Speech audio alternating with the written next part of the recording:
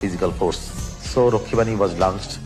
The Awami League cadres were armed. সেনাবাহিনী যেন তাকে কখনো ক্ষমতা থেকে সরাতে না পারে, সেজন্যই মূলত তিনি সেনাবাহিনীর আদলে এই বাহিনী গড়ে তোলেন, যা পৃথিবীর ইতিহাসে আজ পর্যন্ত কোনো রাষ্ট্রপ্রধান করেননি।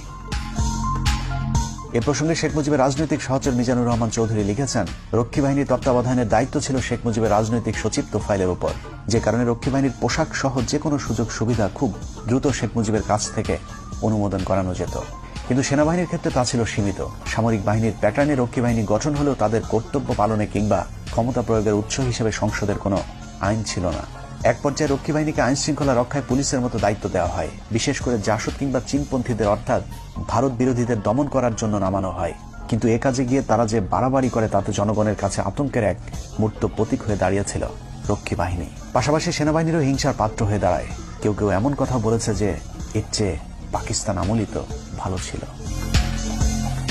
সশস্ত্র রক্ষী বাহিনীর এসব সন্ত্রাসী কার্যকলাপকে প্রতিহত করতেই সশস্ত্র জাসদ গণবাহিনী প্রতিষ্ঠা অনিবার্য হয়ে পড়েছিল।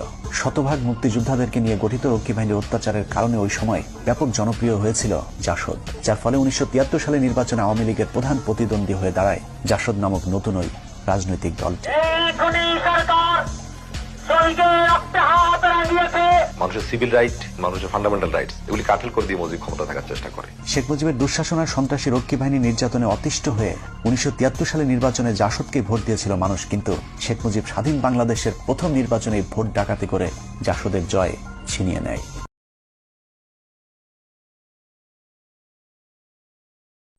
মতিয়া চৌধুরী যেভাবে বঙ্গবন্ধুর চামড়া দিয়ে ডুগডুগি বাজাতে চেয়েছে, জুতা বানাতে চেয়েছে, ওটা আমি শুনছি, আমার গায়ে লাগে, বুকে লাগে। বঙ্গবন্ধুর পিঠের চামড়া দিয়ে যে ডুগডুগি বাজাতে চেয়েছে। আওয়ামী লীগের এই নেত্রী কেন শেখ মুজিবের চামড়া দিয়ে ডুগডুগি বানাতে চেয়েছিলেন, পায়ের জুতা বানাতে চেয়েছিলেন? কি কারণ? শেখ মুজিব রক্ষী বাহিনী কেন গঠন করেছিলেন? সশস্ত্র রক্ষী বাহিনীর এসব সন্ত্রাসী কার্যকলাপকে প্রতিহত করতেই সশস্ত্র জাসদ গণবাহিনী প্রতিষ্ঠা অনিবার্য হয়ে পড়েছিল। শতভাগ মুক্তিযোদ্ধাদেরকে নিয়ে গঠিত রক্ষী বাহিনীর অত্যাচারের কারণে ওই সময় ব্যাপক জনপ্রিয় হয়েছিল জাসদ, যার ফলে 1973 সালে নির্বাচনে আওয়ামী লীগের প্রধান প্রতিদ্বন্দ্বী হয়ে দাঁড়ায় জাসদ নামক নতুন ওই রাজনৈতিক দলটি। শেখ মুজিবের করুণ পরিণতির জন্য যে আইনটি নিয়ামক হিসাবে ভূমিকা পালন করেছে তা হল রক্ষী বাহিনী অ্যাক্ট। 1972 সালের 8 ফেব্রুয়ারি ভয়ঙ্কর জাতীয় রক্ষী বাহিনী আইন পাশের মাধ্যমেই সেনাবাহিনীকে খেপিয়ে তুলেছিলেন Mujib. Sheikh Mujibur Rahman decided to crush the movement by state apparatus and physical force. So Rokkibani was launched. The Awami League cadres were armed. সেনাবাহিনী যেন তাকে কখনো ক্ষমতা থেকে সরাতে না পারে, সেজন্যই মূলত তিনি সেনাবাহিনীর আদলে এই বাহিনী গড়ে তোলেন, যা পৃথিবীর ইতিহাসে আজ পর্যন্ত কোনো রাষ্ট্রপ্রধান করেননি। এ প্রসঙ্গে শেখ মুজিবের রাজনৈতিক সহচর মিজানুর রহমান চৌধুরী লিখেছেন, রক্ষী বাহিনীর তত্ত্বাবধানের দায়িত্ব ছিল শেখ মুজিবের রাজনৈতিক সচিব তোফায়েলের উপর, যে কারণে রক্ষী বাহিনীর পোশাক সহ যে কোনো সুযোগ সুবিধা খুব দ্রুত শেখ মুজিবের কাছ থেকে অনুমোদন করানো যেত। কিন্তু সেনাবাহিনীর ক্ষেত্রে তা ছিল সীমিত। সামরিক বাহিনীর প্যাটার্নে রক্ষী বাহিনী গঠন হলেও তাদের কর্তব্য পালনে কিংবা ক্ষমতা প্রয়োগের উৎস হিসেবে সংসদের কোনো আইন ছিল না। এক পর্যায়ে রক্ষী বাহিনীকে আইন শৃঙ্খলা রক্ষায় পুলিশের মতো দায়িত্ব দেওয়া হয়, বিশেষ করে জাসদ কিংবা চীনপন্থীদের অর্থাৎ ভারত বিরোধীদের দমন করার জন্য নামানো হয়। কিন্তু এ কাজে গিয়ে তারা যে বাড়াবাড়ি করে তাতে জনগণের কাছে আতঙ্কের এক মূর্ত প্রতীক হয়ে দাঁড়িয়েছিল রক্ষী বাহিনী। পাশাপাশি সেনাবাহিনীরও হিংসার পাত্র হয়ে দাঁড়ায়। কেউ কেউ এমন কথা বলেছে যে এর চেয়ে পাকিস্তান আমলই তো ভালো ছিল।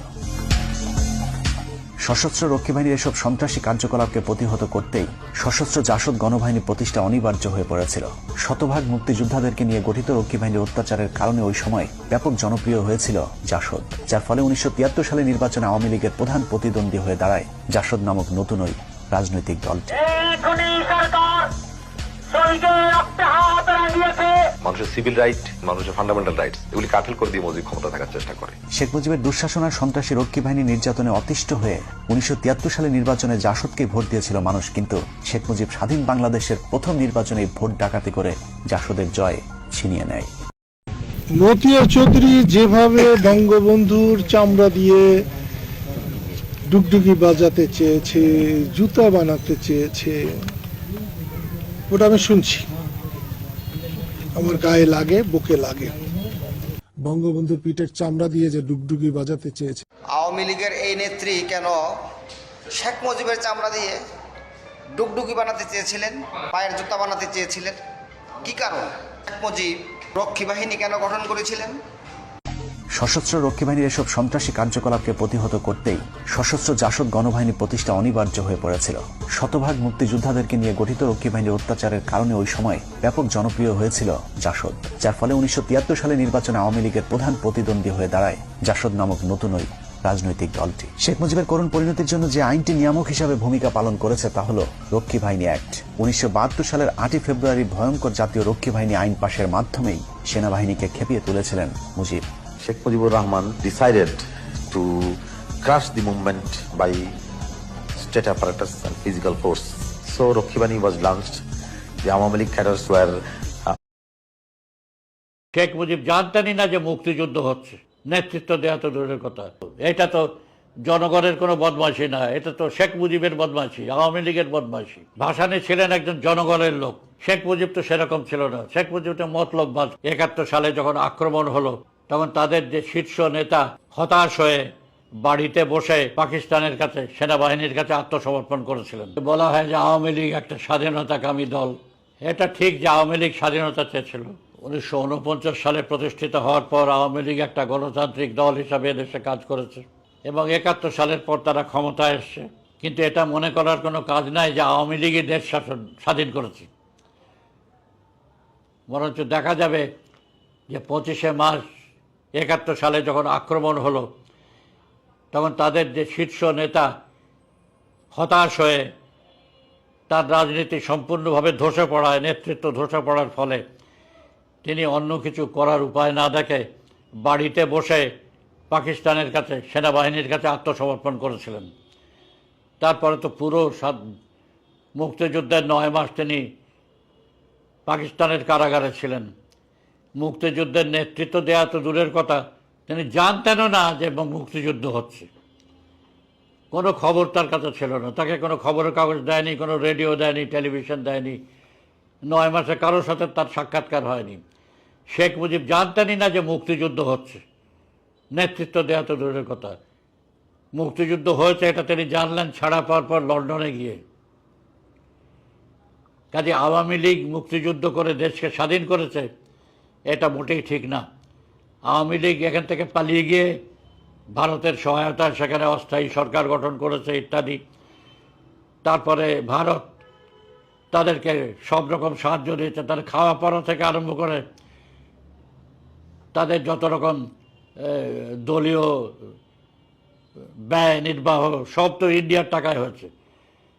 এবং যাকে মুক্তিযুদ্ধ বলা হয় সেখানে ছেলেরা অনেক লড়াই করেছে, তাদেরকে সামনে পাঠিয়ে দেওয়া হয়েছে। কিন্তু আওয়ামী লীগের লোকজনরা খোদ তারা তো কিছু করেনি। এই যে তোফায়েল আমু থেকে আরম্ভ করে রাজ্জাক, এগুলো তো কোনো লড়াই করেনি। শেখ মুজিবের ভাগ্নেটার কি নাম ছিল যেন, হ্যাঁ, সেও তো কোনো লড়াই করেনি। কিন্তু পরে বড় বড় নেতা হিসাবে তারা এবার লড়াই না করি ভারতের সাহায্যে। তাহলে আওয়ামী লীগ স্বাধীনতা কামনা করেছে আগে, যুদ্ধের আগে, কিন্তু তারপরে আওয়ামী লীগ দেশ শাসন স্বাধীন হওয়ার পর ক্ষমতায় এসছে। ক্ষমতায় আসার পর তাদের আসল চেহারা দেখা গেছে। একটা দল অনেক কিছু বলতে পারে, কিন্তু তাদের আসল চেহারা বোঝা যায় যখন তারা ক্ষমতায় আসে। শেখ মুজিবের ক্ষেত্রেও তাই ছিল। 49 সালে আওয়ামী লীগ হওয়ার সময় থেকে তো অনেক কিছু কথা তারা বলে এসছে, অনেক বড় বড় কথা, গণতন্ত্রের কথা, হ্যাঁ, দেশের লোকের খাওয়া পড়ার কথা। কিন্তু তাদের আসল পরিচয় বোঝা গেল ক্ষমতা আসার পর। 1971 সালের পরে যে শেখ মুজিব ক্ষমতা এলেন তখন তার তো আসল চেহারা ধরা পড়ল। তিনি যে কী জিনিস, দেশের জনগণের সাথে যে তার কোনো সম্পর্ক ছিল না, যা মৌলানা ভাসানীর ছিল। ভাসানী ছিলেন একজন জনগণের লোক, শেখ মুজিব তো সেরকম ছিল না। শেখ মুজিব তো মতলববাজ, ক্ষমতা। সেই জন্য 71 সালের পর ক্ষমতা এসে দেখিয়ে দিয়েছিল যে কাকে জনগণ বলে, কাকে ক্ষমতা বলে, কাকে শাসন করা বলে, সব তারা দেখিয়ে দিয়েছিল। এবং এই 3.5 বছরে শেখ মুজিব দেশের লোকের জনগণের ওপর এত নির্যাতন করেছিল যে বলার কথা নয়। দেখা গেল 10ই জানুয়ারি যখন 72 সালে শেখ মুজিব পাকিস্তান থেকে এলো, লক্ষ লক্ষ লোক তাকে বিমানবন্দরে, রাস্তায়, সোহরাওয়ার্দী উদ্যানে সম্বর্ধনা জানিয়েছিল। কিন্তু 15ই আগস্ট যখন তাকে মারল, একটা কুকুরও রাস্তায় ডাকেনি। এই যে 3.5 বছরে শেখ মুজিবের অবস্থা, ওইখান থেকে আসমান থেকে জমিনে পড়লো, মাটির মধ্যে ঢুকে গেল। এই পরিস্থিতি কেন হলো? এটা তো জনগণের কোনো বদমাইশি না, এটা তো শেখ মুজিবের বদমাইশি, আওয়ামী লীগের বদমাইশি। তারা এই 3.5 বছরে মানুষের উপরে এত জুলুম করলো যে তারা জনগণ থেকে সম্পূর্ণ বিচ্ছিন্ন হয়ে গেল। এবং যখন তাদেরকে খুন করা হলো, খুন যেই করুক, তাদেরকে যখন খুন করা হলো এবং তাড়িয়ে দেওয়া হলো, তখন জনগণ উল্লাস করতে থাকলো, রাস্তায় নেমে মিষ্টি বিতরণ করতে থাকলো। এই হচ্ছে অবস্থা। কাজেই তারপর যেটা দেখা গেল, শেখ মুজিবের আমলে আওয়ামী লীগ, হাসিনা এসে দেশে আওয়ামী লীগের ওপরে এই 15 বছরে যে নির্যাতন হয়েছে, তার মধ্যে দিয়ে আওয়ামী লীগের ফ্যাসিস্ট জনবিরোধী চরিত্র পরিষ্কার বোঝা গেল। এবং এখানে করে তারা নানা রকমভাবে লোকজনকে গ্রেপ্তার, বিরোধী দলের টুটি টিপে ধরা, আয়না ঘর করা, কি করে টর্চার করা, এই সমস্ত তারা 15 বছর ধরে করে জনগণ থেকে সম্পূর্ণ বিচ্ছিন্ন হয়ে গেল। দেশের সম্পদ লুটপাট করে, যদি দেশে থাকতো তাও একটা বোঝা যেত, সম্পদ যদি দেশে থেকে তার বিনিয়োগ হতো ইত্যাদি তার, কিন্তু তারা লক্ষ লক্ষ কোটি টাকা বিদেশে পাচার করে দিল। আওয়ামী লীগের লোকরা টাকা লুটপাট করে তারা দেশে রাখলো না, দেশের বাইরে সব পাঠিয়ে দিল। এর ফলে যে রিসোর্স দেশের ট্রান্সফার হতে থাকলো, দেশের সম্পদ পাচার হতে লাগলো, এতে দেশের অর্থনীতিতে নিদারুণ ক্ষতি দেখা দিল। তাই পুরো বছর ধরে শেখ হাসিনার যে রাজত্ব, এখানে দেখা যাবে যে ব্যাপক লুটপাট, চুরি, বড় বড় প্রকল্প, যত বড় প্রকল্প তত চুরি, তত দুর্নীতি।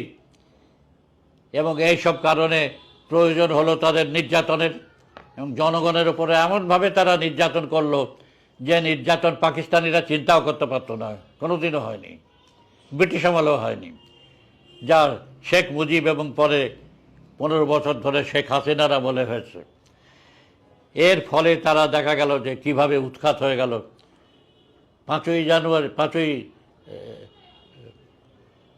আগস্ট শেখ হাসিনা পালালো। শুধু শেখ হাসিনা পালালো না, আওয়ামী লীগের মন্ত্রী, আওয়ামী লীগের নেতৃত্ব যত ছিল, এমনকি গ্রামাঞ্চল পর্যন্ত আওয়ামী লীগের যে লোকরা ছিল, তারা হাজার হাজার দেশ ছেড়ে পালালো দুনিয়াময়, তাতে বেশিরভাগই ভারতে চলে গেল। এরকম তো দেখা যায়নি, দুনিয়ার ইতিহাসে দেখা যায়নি যে একটা সরকার পতনের পর সেই দল সমগ্রভাবে দেশ ছেড়ে পালালো, তাদের লোকজন যত ছিল দেশ ছেড়ে পালালো। এইটা তো আর কোনো দুনিয়ার ইতিহাসে, আরব বসন্ত যখন হয়েছিল তখন বড় বড় নেতাদের পতন হয়েছিল, সরকারের পতন হয়েছিল, দেশ ছেড়ে তো তাদের লোকরা পালায়নি। টিউনিসিয়া থেকে আরম্ভ করে মিশর পর্যন্ত কোথাও তো তারা পালায়নি। কিন্তু আওয়ামী লীগের এই নেতারা যে হাজার হাজার পালিয়ে গেল, এটার কারণ হচ্ছে এই নির্যাতন শুধু শেখ হাসিনা করেনি, এই নির্যাতন একটা প্রক্রিয়া হিসেবে নিচে পর্যন্ত, গ্রামাঞ্চল পর্যন্ত ছিল। সেজন্য গ্রামাঞ্চলে আওয়ামী লীগের যে নেতারা ছিল ইউনিয়ন পর্যায়ে, এখানে সব তারা পালালো। এইটা তো একটা খুব উল্লেখযোগ্য ব্যাপার, দুনিয়াতে এরকম আর কখনো হয়নি। এই কিছুদিন আগে সিরিয়ায় আসাদকে তাড়িয়ে দিয়েছে, আসাদকে তাড়ানোর সাথে সাথে তার দলের লোকরা দেশ ছেড়ে পালায়নি, তারা সেখানে রয়েছে, এমনকি তাদের মন্ত্রীরাও রয়েছে, মন্ত্রীদের সাথে এমনকি বিরোধী দলের লোকরা কিছু কথাবার্তাও বলেছে। বাংলাদেশে কিন্তু অবস্থা সম্পূর্ণ অন্যরকম। বাংলাদেশে যা হয়েছে দুনিয়ায় এরকম হয়নি, যে একটা সরকারের পতনের পর হাজার হাজার লোক। সেনাবাহিনী যেন তাকে কখনো ক্ষমতা থেকে সরাতে না পারে, সেজন্যই মূলত তিনি সেনাবাহিনীর আদলে এই বাহিনী গড়ে তোলেন, যা পৃথিবীর ইতিহাসে আজ পর্যন্ত কোনো রাষ্ট্রপ্রধান করেননি। এ প্রসঙ্গে শেখ মুজিবের রাজনৈতিক সহচর মিজানুর রহমান চৌধুরী লিখেছেন, রক্ষী বাহিনীর তত্ত্বাবধানের দায়িত্ব ছিল শেখ মুজিবের রাজনৈতিক সচিব তোফায়েলের উপর, যে কারণে রক্ষী বাহিনীর পোশাক সহ যে কোনো সুযোগ সুবিধা খুব দ্রুত শেখ মুজিবের কাছ থেকে অনুমোদন করানো যেত। কিন্তু সেনাবাহিনীর ক্ষেত্রে তা ছিল সীমিত। সামরিক বাহিনীর প্যাটার্নে রক্ষী বাহিনী গঠন হলেও তাদের কর্তব্য পালনে কিংবা ক্ষমতা প্রয়োগের উৎস হিসেবে সংসদের কোনো আইন ছিল না। এক পর্যায়ে রক্ষী বাহিনীকে আইন শৃঙ্খলা রক্ষায় পুলিশের মতো দায়িত্ব দেওয়া হয়, বিশেষ করে জাসদ কিংবা চীনপন্থীদের অর্থাৎ ভারত বিরোধীদের দমন করার জন্য নামানো হয়। কিন্তু এ কাজে গিয়ে তারা যে বাড়াবাড়ি করে তাতে জনগণের কাছে আতঙ্কের এক মূর্ত প্রতীক হয়ে দাঁড়িয়েছিল রক্ষী বাহিনী। পাশাপাশি সেনাবাহিনীরও হিংসার পাত্র হয়ে দাঁড়ায়। কেউ কেউ এমন কথা বলেছে যে এর চেয়ে পাকিস্তান আমলই তো ভালো ছিল। সশস্ত্র রক্ষী বাহিনীর এসব সন্ত্রাসী কার্যকলাপকে প্রতিহত করতেই সশস্ত্র জাসদ গণবাহিনী প্রতিষ্ঠা অনিবার্য হয়ে পড়েছিল। শতভাগ মুক্তিযোদ্ধাদেরকে নিয়ে গঠিত রক্ষী বাহিনীর অত্যাচারের কারণে ওই সময় ব্যাপক জনপ্রিয় হয়েছিল জাসদ, যার ফলে 1973 সালে নির্বাচনে আওয়ামী লীগের প্রধান প্রতিদ্বন্দ্বী হয়ে দাঁড়ায় জাসদ নামক নতুন ওই রাজনৈতিক দলটি। মানুষের সিভিল রাইট, মানুষের ফান্ডামেন্টাল রাইটস এগুলি কাঠিল করে দিয়ে মুজিব ক্ষমতা থাকার চেষ্টা করে। শেখ মুজিবের দুঃশাসন আর সন্ত্রাসী রক্ষী বাহিনী নির্যাতনে অতিষ্ঠ হয়ে 1973 সালে নির্বাচনে জাসদকে ভোট দিয়েছিল মানুষ। কিন্তু শেখ মুজিব স্বাধীন বাংলাদেশের প্রথম নির্বাচনে ভোট ডাকাতি করে জাসদের জয় ছিনিয়ে নেয়।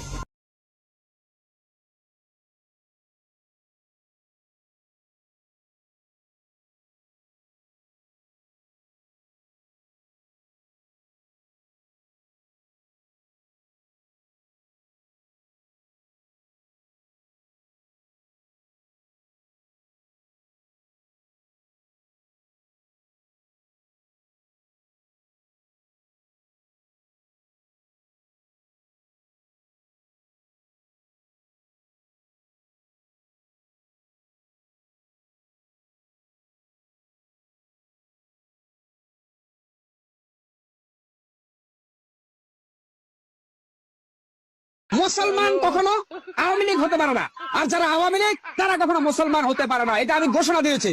আমি বলছি আল্লাহকে সাক্ষী রেখা মৃত্যুর 1 সেকেন্ড আগ পর্যন্ত আমি আওয়ামী লীগ বিরোধী থাকবো এবং আমি বাংলাদেশের প্রত্যেকটা সুস্থ মস্তিষ্ক করতে বলবো, ভাই যার মস্তিষ্কে ক্যান্সার হয়েছে শুধুমাত্র ওই ব্যক্তি আওয়ামী লীগ করবে।